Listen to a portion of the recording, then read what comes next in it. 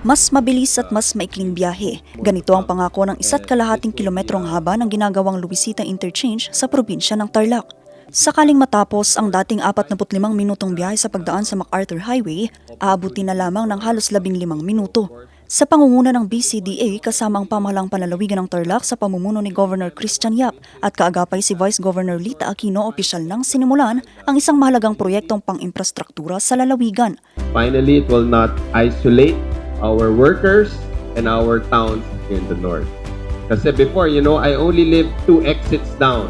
And every time I want to visit Luisita, a short 5-10 minute drive would be a 1 hour, 45 to 1 hour drive. So hopefully with this exit, we'll have easy access, especially with all the developments now we've been hearing. Ang proyekto pinangunahan ng Bases Conversion and Development Authority o BCDA, katuwang ang pamahalang panlalawigan.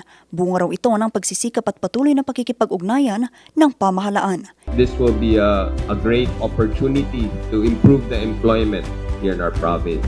Kasi one of the biggest constraints, challenges for employability in our province is the hassles of commute.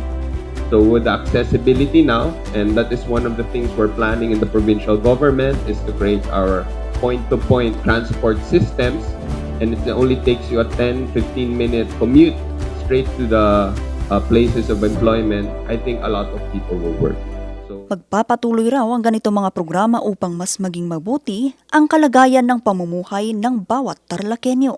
Vanessa Bugtong, RNG News.